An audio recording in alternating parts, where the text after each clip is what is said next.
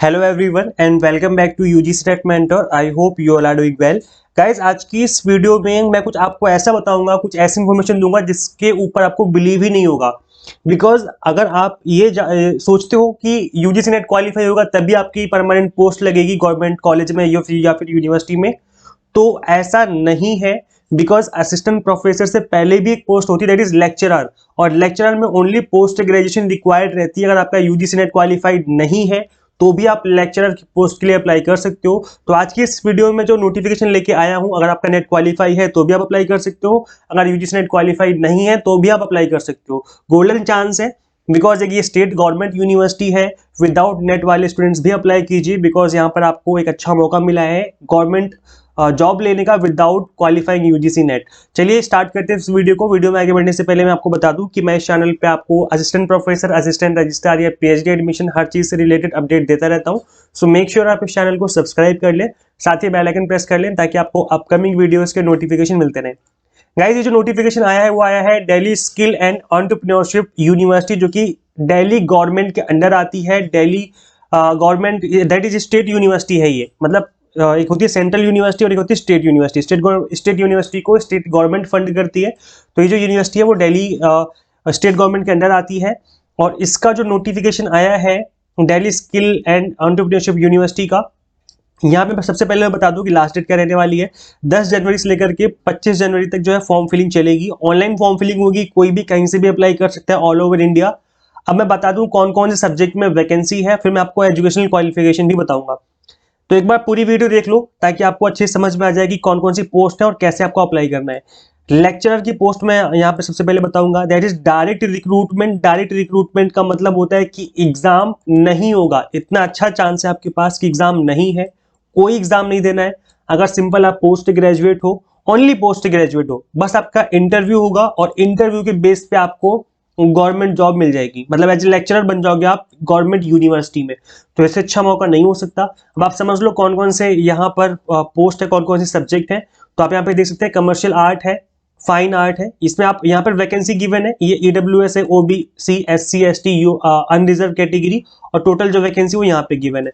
तो आप लोग अपनी कैटेगरी वाइज देख लेना। जो स्टूडेंट्स रिजर्व कैटेगरी से बिलोंग करते हैं, जैसे आप सपोज करो एसटी स्टूडेंट हो, यहाँ पर 0 वैकेंसी है, तो आप एज ए जनरल में अप्लाई कर सकते हो। अगर आपको अप्लाई करना है तो आप एज ए जनरल कैंडिडेट बन के भी अप्लाई कर सकते हो।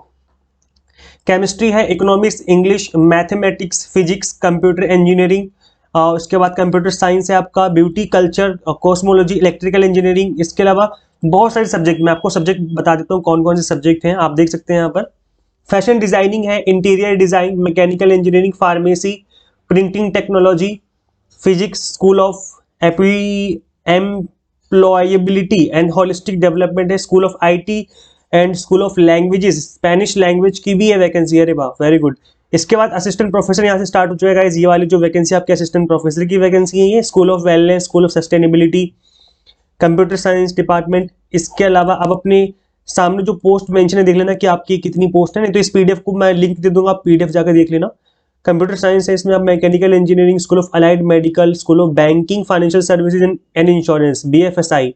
ये एक नया कोर्स है बीएफएसआई करके। इसमें आई थिंक अगर आप पोस्ट ग्रेजुएट हो, एमकॉम एमबीए हो, तो आप एक बार चेक कर लेना, शायद ये लोग स्टूडेंट्स जो है यहाँ पे अप्लाई कर सकते हैं। 4 पोस्ट है यहाँ पर। इसके अलावा डायरेक्ट रिक्रूटमेंट हो रहा है एसोसिएट प्रोफेसर का। एसोसिएट प्रोफेसर के लिए आपको थोड़ा सा एक्सपीरियंस होना पड़ता है, आपको मिनिमम 5 साल का एक्सपीरियंस होना चाहिए। आपने रिसर्च पेपर लिखे हो तब आप अप्लाई कर पाते हैं। तो आप सब्जेक्ट देख लीजिए, प्रोफेसर में भी यहाँ पे डायरेक्ट रिक्रूटमेंट हो रहा है। तो डिफरेंट बीएफएसआई में भी हो रहा है। प्रोफेसर का यहाँ पे क्या होता है, प्रोफेसर में आपको एक्सपीरियंस के साथ साथ आपके पास कोई पब्लिकेशन भी हो, लाइक आपने कोई बुक भी पब्लिश करी हो, किसी न किसी बुक के आप ऑथर होने जरूरी है। कॉन्ट्रेक्चुअल बेस पे भी कुछ पोस्ट हैं, असिस्टेंट प्रोफेसर ऑफ प्रैक्टिस। तो कुछ जो पोस्ट है वो यहाँ पर कॉन्ट्रेक्चुअल बेस्ड है, कुछ जो स्टार्टिंग की जो मैंने पोस्ट बताई वो आपकी कौन सी पोस्ट है, वो है आपकी परमानेंट। तो टोटल 236 पोस्ट है, मतलब अच्छी खासी पोस्ट निकली है। वो ऐसा इसलिए क्योंकि जो डीएसईयू है वो एक नई यूनिवर्सिटी है, अभी ऑपरेशनल हुई है, एक न्यू यूनिवर्सिटी है जो कि दिल्ली गवर्नमेंट ने बनाई है फॉर एंटरप्रेन्योरशिप, ताकि इंडिया में या दिल्ली में स्टार्टअप जो है ज्यादा से ज्यादा हो, स्टूडेंट स्टार्टअप के बारे में सीखें। इसी कंसेप्ट की बेस पे डीएसईयू को बनाया गया है। अब गाइस मैं आपको आगे लेके चलता हूँ और समझाता हूँ कि यहाँ पर एप्लीकेशन फीस क्या रहने वाली है और किस तरीके से आपको अप्लाई करना है। सबसे पहले हम देख लेते हैं कि क्वालिफिकेशन क्या रहेगी, क्योंकि ये सबसे इंपॉर्टेंट पार्ट है। अगर आप क्वालिफाइड हो तो ही आप अप्लाई कर पाओगे। और पे स्केल समझ लेते हैं। तो गाइस सबसे अच्छी बात यहाँ पर ये कि यहाँ पर एक लेक्चरर की पोस्ट भी निकली है, जिसमें आप विदाउट नेट भी अप्लाई कर सकते हो। तो ये जो पोस्ट है वो लेक्चरर की पोस्ट है। ग्रुप ए पोस्ट है ये आपकी यूनिवर्सिटी ऑफिसर आप कहलाते हो, मतलब उस लेवल की पोस्ट है ये। पे बैंड एंड जो पे स्केल रहेगा वो 56,100 रुपये का रहेगा। स्टार्टिंग का एंट्री पे होता है। इसके बाद आपका डीए पीएचआर मिलाकर के आपकी 80,000 की बनती है सैलरी। एज लिमिट में कोई एज लिमिट नहीं है, नॉट एप्लीकेबल, मतलब मिनिमम तो है ही नहीं, मैक्सिमम जो है 65 ईयर्स का बोला हुआ है। अब यहाँ पर जो क्वालिफिकेशन मांगी है वो ध्यान से सुन लीजिए कि क्या क्या आपके पास होना जरूरी है। तो यहाँ पर for engineering technology, pharmacy, hotel management and catering technology, architecture, fine arts, applied arts and design, master degree in the relevant branch और स्ट्रीम, ओनली मास्टर डिग्री। अब भाई ये देख लो कितनी अच्छी बात है कि आपका ओनली मास्टर डिग्री ही मांगा है, कहीं भी मेंशन नहीं कि आपको यूजीसी नेट क्वालिफाई होना चाहिए। फॉर मेडिकल, अगर जो स्टूडेंट्स मेडिकल से हैं, मतलब मेडिकल वाले सब्जेक्ट के हैं, तो मास्टर डिग्री आपकी मेडिकल वाली फील्ड में होनी चाहिए, तो आप भी अप्लाई कर सकते हो। और या फिर इनके अलावा अगर आपने कोई एमबीबीएस की डिग्री कर रखी है तो भी आप अप्लाई कर सकते हो, बिकॉज एमबीबीएस एक बैचलर डिग्री है। तो और लगा रखा, मतलब अथवा या तो ये हो या फिर ये हो। तो एमबीबीएस हो अगर आप, क्योंकि बैचलर डिग्री होती है, bachelor of medicine and bachelor of science करके होता है, तो ये 55% मार्क्स है, तो अभी आप अप्लाई कर सकते हो यहाँ पर। इसके अलावा अगर हम बात करें education and other qualification required for direct recruitment, तो यहाँ पर अगर आप ब्यूटी वगैरह सब्जेक्ट से बिलोंग करते हो तो ब्यूटी सब्जेक्ट में आपका होना चाहिए जो लाइक मास्टर डिग्री होनी चाहिए आपकी ब्यूटी सब्जेक्ट में, या फिर डिप्लोमा कर रखा हो। अगर आपने डिप्लोमा कर रखा है तो फिर आपका एक्सपीरियंस होना चाहिए 2 years to duration of form. नहीं एक्सपीरियंस नहीं है, मतलब डिप्लोमा ही बोला गया है कि मिनिमम 2 साल का डिप्लोमा होना चाहिए। डायरेक्ट रिक्रूटमेंट में कहीं भी कोई भी ना तो यूजीसी नेट है, ना ही कहीं पर कुछ बोला हुआ है, ठीक है। और ये देखो अथवा बोला हुआ और करके बोला हुआ है, मतलब जरूरी नहीं है। अगर आप पोस्ट ग्रेजुएट हो तो भी आप अप्लाई कर सकते हैं। साइंस एंड ह्यूमैनिटीज वाले जो स्टूडेंट्स हैं उनको क्या करना है, मास्टर डिग्री होने चाहिए in the appropriate subject with first class और इक्विवेलेंट एट बैचलर और मास्टर लेवल। तो आपका मिनिमम 60% फर्स्ट क्लास वो होता है मिनिमम, या तो आपके ग्रेजुएशन में आए हो या फिर पोस्ट ग्रेजुएशन में आए हो, तो वो रहता है। इसके अलावा गाइज अगर आप साइंस और ह्यूमैनिटीज वाले सब्जेक्ट से हैं तो फिर आपको नेट जो है वो पास होनी चाहिए, जो कि मिनिमम क्वालिफिकेशन मांगी जाती है असिस्टेंट प्रोफेसर के लिए, ठीक है। तो वो हम यहाँ पे होना चाहिए आपका। इसके अलावा गाइस अगर हम बात करें पीरियड ऑफ प्रोबेशन की, तो 2 इयर्स का होना चाहिए रिक्रूटमेंट्स का। गाइस जो मैंने यहाँ पे सब्जेक्ट बताए ऊपर वाले, ये वाले अगर आप फार्मेसी से हो, इंजीनियरिंग से हो, ये वाले अगर होटल मैनेजमेंट से हो तो आपके मास्टर डिग्री होगी तो चल जाएगा, विदाउट नेट भी आप अप्लाई कर सकते हो। लेकिन अगर आप ह्यूमैनिटीज से बिलोंग करते हो, ह्यूमैनिटीज या फिर आप बिलोंग करते हो साइंस वाली स्ट्रीम से, ह्यूमैनिटीज वाली स्ट्रीम से, तो फिर आपके पास मास्टर डिग्री और यूजीसी नेट होना जरूरी है।